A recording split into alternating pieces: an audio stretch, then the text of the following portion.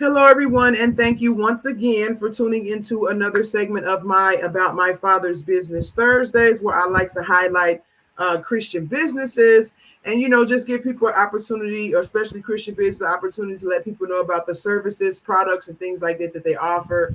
For today, we have, again, Clover Taylor-Johnston. She was on the Testimony Tuesday segment, gave her testimony about the benefits of adversity and how a very, very adverse situation, something that she wasn't expecting and didn't have any experience in at all, kind of led her to having a deeper relationship with God and just connecting with God on a different level. And so a lot of times we try to avoid adversity, but God definitely gives them to us to help us to grow. And so if you guys are interested in checking out her testimony about that, you can look under my videos tab, and under the Testimony Tuesday playlist, you will find the recording about that.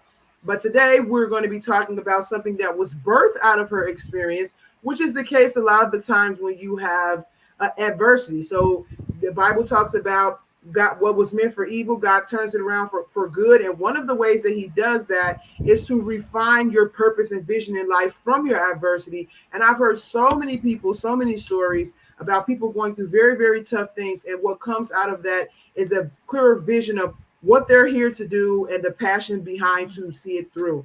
And so Clover just talked about her testimony when it came to her relationship, but now she is a coach that tries to help other women or even fathers. If I'm not mistaken, I've seen you post some things about fathers as well in a co-parenting situation and the best way to do that. But again, before we go into your coaching business, Clover, can you just once again introduce yourself and let people know who you are? Okay, so yes, I'm Clover Taylor-Johnston. I am Jamaican, a world traveler, as a friend of mine would say, a citizen of the world, but the Most High God. And so, yes, I've heard this in many testimonies before, and I can now say that I'm part of that experience. That your mess becomes your message, your pain becomes your passion, your misery becomes your ministry. And I think my misery has become my ministry.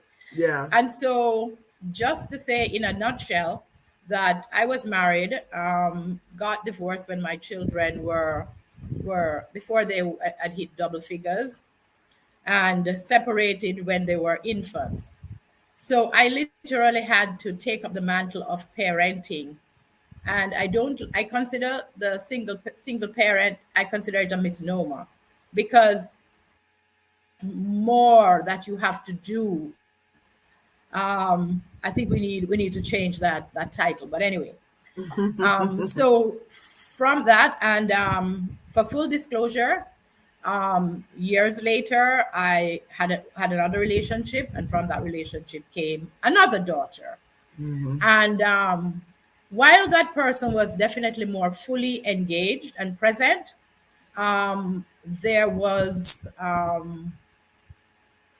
deficits, and there were big deficits. And I will talk about how I am trying to bring that kind of awareness that, when we are in relationships and they're going well, whether you're married or you're not, but hopefully you should be married. Um, when you are going through, you should have on, unfortunately, the eyes of an eagle, so you don't get swept up by emotions, because you have to live, and you have to live a life in which you are comfortable, in which you are cared for. So the economics and the finances are just as important as anything else. So the adversity of my situation, if I'm to just quickly sum it up, is that there was a disproportionate overwhelm, and that affected me emotionally, financially, and luckily for me, I could call on God and got the spiritual development and maturity that helped me to cope. It didn't mean that I still wasn't overwhelmed. So from that experience, I have gone into this business of ministering and educating people about holding your partner's accountable. And it doesn't matter whether you're a man or a woman, because it happens on both sides of the gender divide. Absolutely. All right. Irresponsibility and lack of commitment is not confined to gender. And while I'm a woman and I have spoken to the financial issues, and those are difficult in that we have to all realize that from the day someone separates, children still have to eat, they still have to live somewhere, they still have to go to school, they have to wear clothes, and their socials. And sometimes when we are negotiating for a settlement, we shortchange ourselves by not factoring in and expect the other person out of generosity to sort of expecting them to fill in the blanks. I will certainly say to people that doesn't usually happen on people's own volition. So you need to factor all of that in when you are making the decisions about child support. And while embedded in my program is the issue of peaceful parenting for unity and legacy, because we want our children to grow up to be strong individuals, still watching their parents, mutually respecting each other, still showing that you care for the other person as a human being. We are not lovers anymore, and that's okay, but we are caregivers, and the centerpiece of this new relationship are our children. And we need our children to see us doing what is humane, what is kind, so that they can take those values throughout life. Because when they don't, they develop deficits of various kinds. Yeah, in their own relationships and parenting. In their own relationships. And I'm going to talk a lot about the daddy effect, because I think dads do not understand the superheroes they are to their children, and especially their daughters. So I am sharing a lot from the rear view of how the lack of effective father-daughter relationships and effective daddy parenting affected my children. So I want to talk about daddy's 4 P's. And as I was parenting my own children, my reference point was my own dad, right? So daddy's 4 P's are protection, provisions, presence, and praise. That's the role of a dad, right? That protection that you say, I am the gatekeeper. Nobody can get to my daughter, worse my family, unless they go through me. So I am positioning myself as the standard bearer for how she is going to view the opposite gender. Yeah. And that is important because it is going to be a hallmark as to the criteria she uses to judge the men that turn up in her life. So let me ask you this. Let me ask you a question really quickly. So with your coaching, I mean, of course, I know you probably talk to women more about these issues because women predominantly kind of bear the burden of raising the kids, even within marriages, women kind of bear the burden. And so how much more when there's a separation involved, women usually kind of pick up most of the slack. But is this coaching, so the what you just talked about now with the 4 P's, are you saying this to women in your coaching and teaching them what type of father that the partner should be, the missing partner should be, or the separate partner should be? Or are you talking to men about this as far as like what type of father they should be? So who do you direct this information to? So I am actually trying to get women to open another window Okay. Because we have been parenting through the prism of gender. Okay. The mommy role as nurturer, the daddy role as caregiver. And therefore, to me, what has happened in society has moved far away on the gender continuum. But in the issue of relationships and parenting, we are still holding ourselves back because of the mindset and the socialization with which we have come up. But I just want to say a little more about the importance of those 4 P's, both to have mothers keep this in the forefront and dads as well, to step into that void. When men are not in their role, whether as husbands or whether they're fathers, you are leaving your child behind the 8th ball.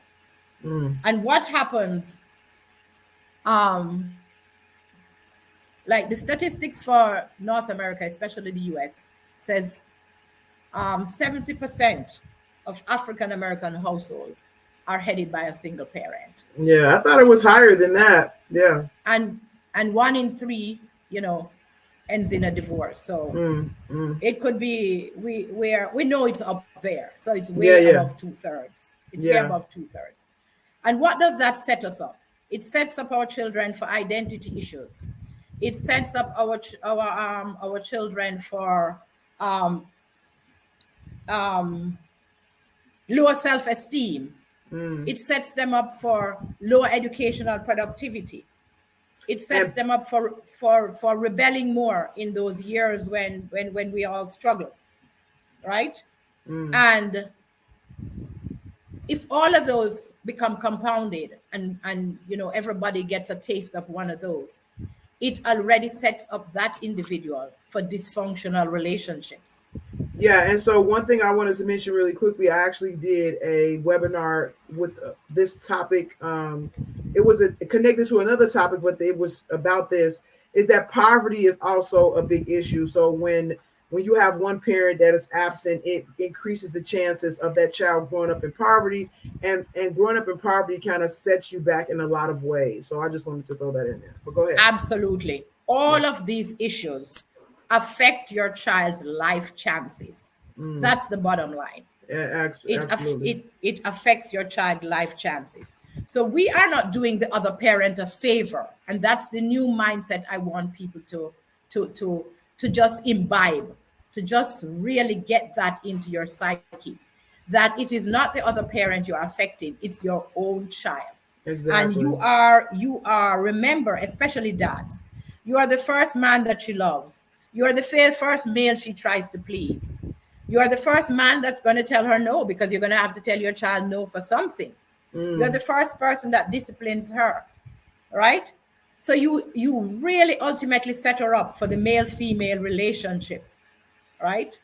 And she watches you to see how you treat her mom. So whether you are in a relationship or outside of a relationship, you are not doing your child a favor if you are not being respectful to her mom. And if it's your son, you are setting him up to be a prospective abuser and somebody who is disempowering and disrespectful to women. So we are not doing our children a favor by saying we are trying to be decent human beings who, even though we are not living together in a romantic relationship, but we have the responsibility as caregivers to undergird their social and emotional well-being. So to minimize any pain and harm that can come from this. Yeah. If you don't mind me jumping in here for a second, I just did a show recently about the trouble with blended families. So it was more about, like, if you come into a marriage with children and then your spouse comes in or whoever comes in, how to make that work together. But some of these things still play a role because you do still have children in the home that have a parent that's not there.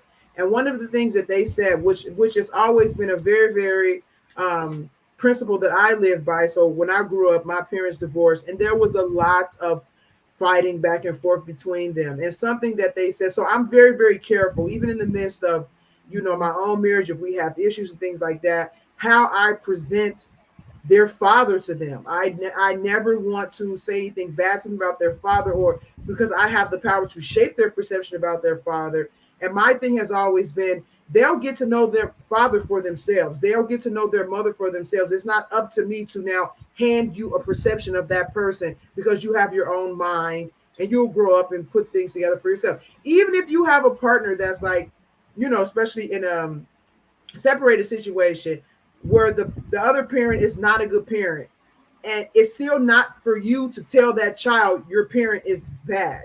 That you let them interact with their parent and come to whatever conclusion they're going to come to on their own. You should not lead the charge in there. You just always be respectful. You always tell your child to be respectful, and you encourage them to love their parent. And so the one thing that I wanted to mention that was said in that interview is that other parent is a part of them. So when you talk about their other parent, you're talking about your child. Like, they gain their identity from both of their parents. So if you say their parent is bad, you are inadvertently like kind of telling them that something is wrong with them because they come from a bad person. So you really have to be careful about that. So I just wanted to say that because you kind of went into it a little bit and you got my wheels turning. So I want to say that. But go ahead and finish saying what you're saying.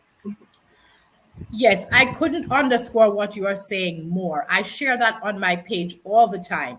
Yeah. That trying to shape a child's perception or trying to get them on your side, that's not the role. A child should not be drawn into the helping you to cultivate, or you using them to cultivate a perception of the other parent. Yeah. And in my own life, that is something I've always said to myself.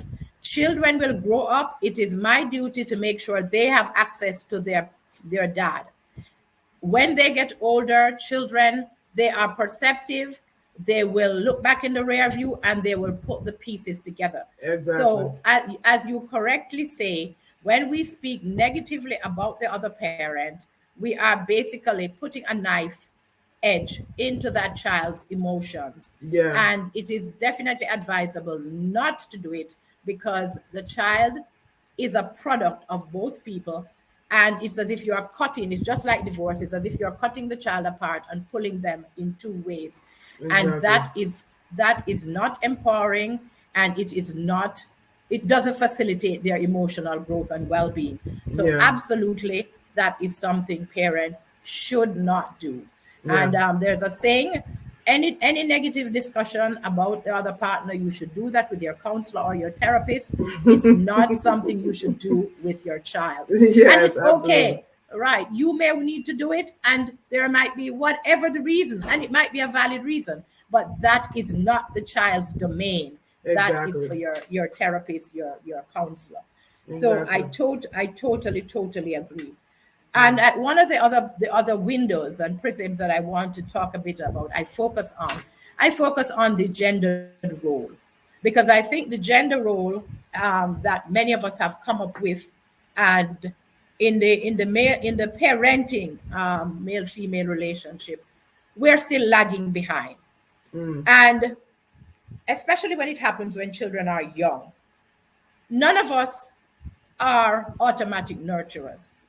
So this dichotomy that we have assigned, that the woman is a nurturer and the man is a caregiver, it is false. Nurturing is a learned responsibility, and we cultivate and we mature and we grow. The nurturer I was with my first child is not the nurturer that I become with my third child. Because now I have experience. Now I have done a lot more interactions. Now I have done a lot more observation. So I have matured and I have grown. And this applies to all parents. So I say to women who have been held back like this, that, daddy can't take the child to the doctor. How is daddy going to change a diaper if the baby is a year old or 6 months? No, it is not so. The man is able to do everything that you are able to, because he has the same physical and emotional capabilities. When that man has left you, he goes and he bonds with a complete stranger and begins a new relationship. So why not do the same with his child? And many of us facilitate that overwhelm by using this gendered, that socialization of what we should, responsibilities we should have as a result of our gender, is holding us back. And therefore, we have to think seriously. Yes, daddy can take them to the doctor. Yes, if he or she gets sick over there, daddy should only call to get the information about the meds or about where to take the child. It shouldn't be, dad, come and get the child. No, every parent has to step up to the plate and be the parent that is demanded of you at that particular time in life. Because what happens if either or one of you pass away, right? Somebody has to take up that slack. And there is not going to be an immediate surrogate mom or surrogate dad. So changing our mindset and looking at gender from a different prism is absolutely important to the way we move forward. And men, I want to say there are men out there doing the job. Yeah, I know. And I want to underscore that they are. And I remember reading up on this research that was being done as part of a segment of a research that was done in the UK. And this man was saying he took his child, he didn't disclose the gender of the child, took his child to the doctor. And on arrival at the doctor looks at him and says, does the mom know you brought her? And he said he felt so diminished because what's the purpose of that? He's doing his job as a parent, right? Wow. He goes to the playground with his children, and he says the women look at him with an eagle eye, as if, what is he doing here there? You know, that space is usually a mommy space. And therefore, this is why I'm saying our socialization has to catch up with the times so that we can allow men to fully occupy the space that we need them to, and to take up the full mantle of their responsibility, untethered by these gender stereotypes that continue to hold us back and militate against your progressive, peaceful, healthy co-parenting. And we have to release a lot of this stuff. Yeah, I agree with a lot of the things that you're saying, because if you don't, so I'll use a relationship of men and women for an example. The Bible says that man is the head and he should lead. And then a woman acts like, well, he has to basically be a perfect leader before he leads her. But if he's never put in a situation where he has to lead, even when he's not perfect, he's never going to learn how to lead. So the relationship still functions to help him to become that leader. And then there's so many times the requirement that he has to already know how to do that beforehand. So it's the same thing with parenting, and that's how I'm taking what you're saying. Yeah, we have these ideas that men can't do this, can't do that, can't do that. And so we just do it because they can't.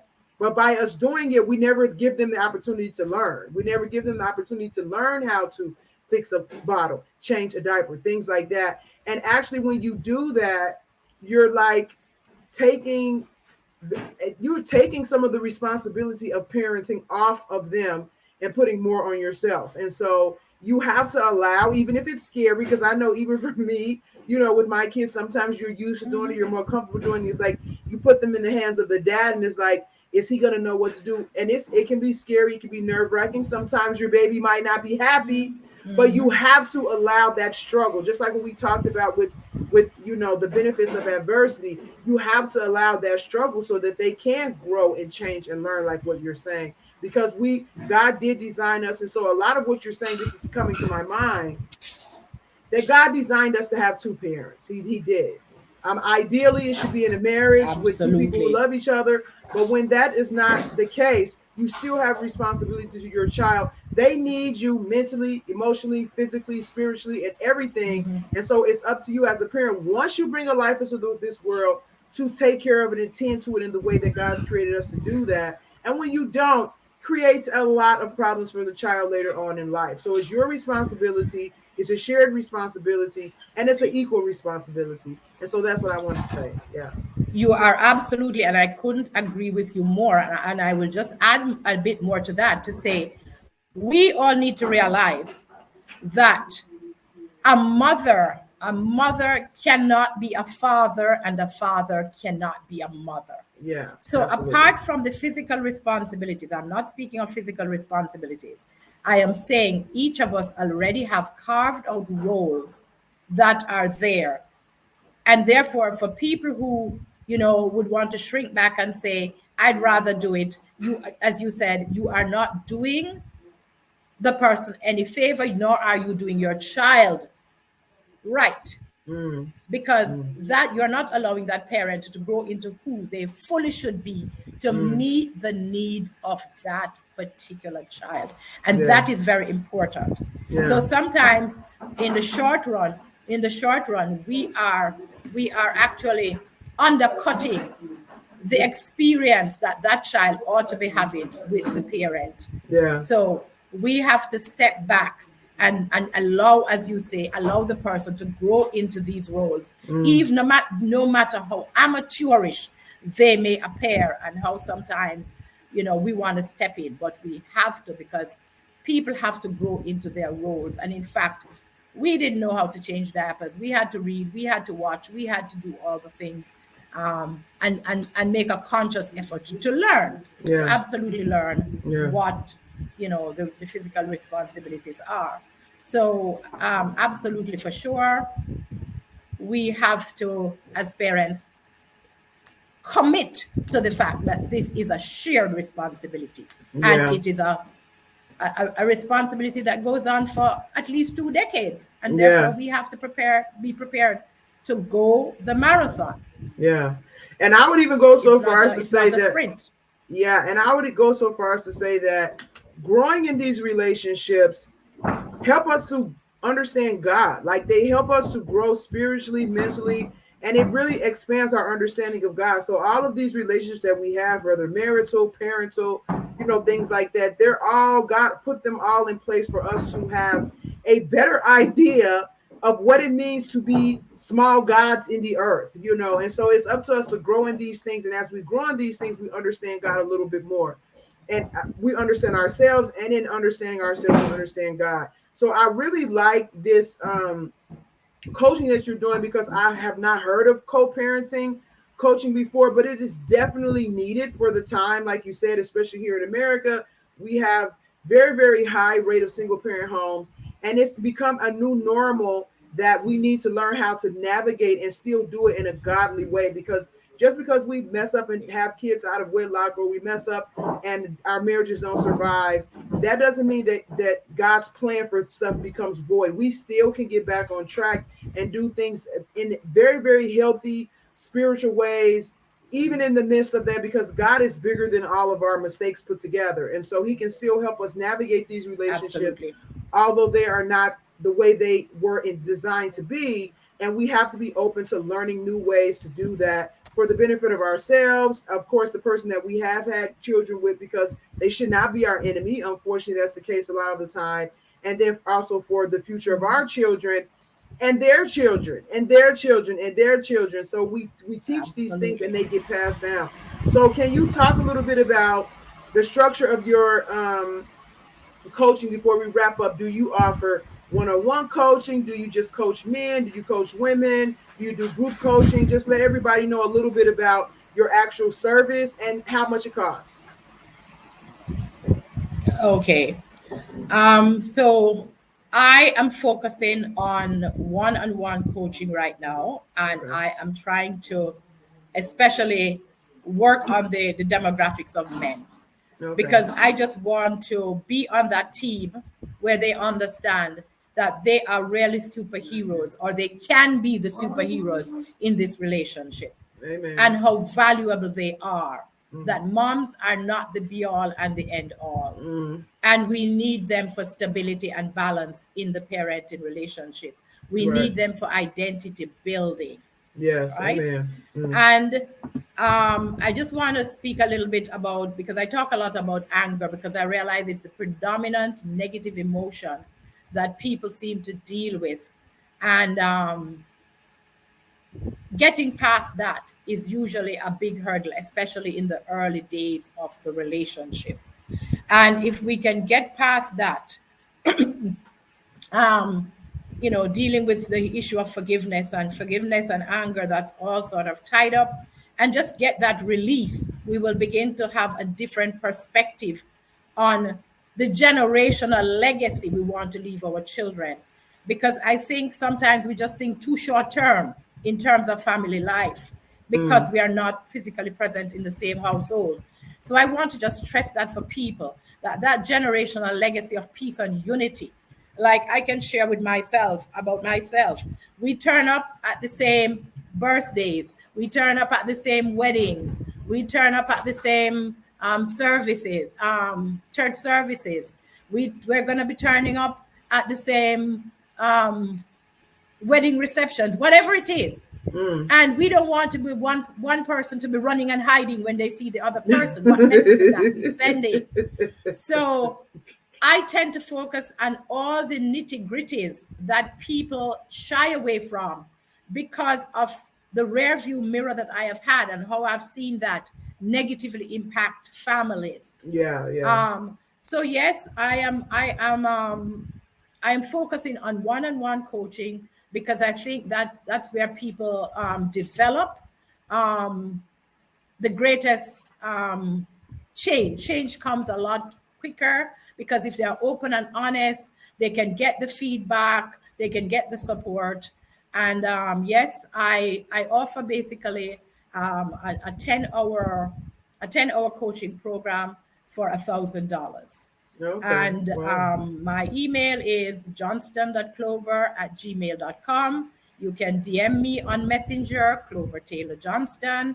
I also have a Facebook group called Healthy Co-Parenting, where I put out information from time to time and I share lives. And also I have a business coaching page of the same name. Okay. Wow. So anybody interested, like, this is so for, like, as the Bible talks about the sign of the times, this is definitely needed for the times that we're in. I mean, I would encourage so many people, just from what you said here, if you're in a co-parenting relationship and it's not going well, I would definitely advise you to, take advantage of Clover services. You really can't put a price on this, because it's not just for the benefit of, like you said, peace and unity. You can't put a price on that, but you also can't put a price on the benefit that it will have to your child. And I would definitely advise anybody having struggles in these areas to take advantage of your services. If you're interested in reaching out to her, all of her links will be above this post. And I guess that's it. So thank you so much, Clover, for coming and sharing again, I haven't heard of co-parenting coaching. It's definitely needed. And, thanks for coming on and sharing. And so I think that's it. Did you have anything else you wanted to add before you wrap this up? No, just to say thank you. Thank you for having me. And it has been my pleasure. And I continue to listen to your programs because they are really inspiring. Yeah, thank you so much. I appreciate that. Yeah. All right, you guys, have a great day, and tune in next week, next Tuesday and next Thursday, for another Testimony Tuesday at 12 p.m. and another About My Father's Business Thursdays at 5 p.m. And then stay tuned, of course, for my live show on Saturdays at 12 p.m. So thank you so much for tuning in. You guys have a great day. Bye.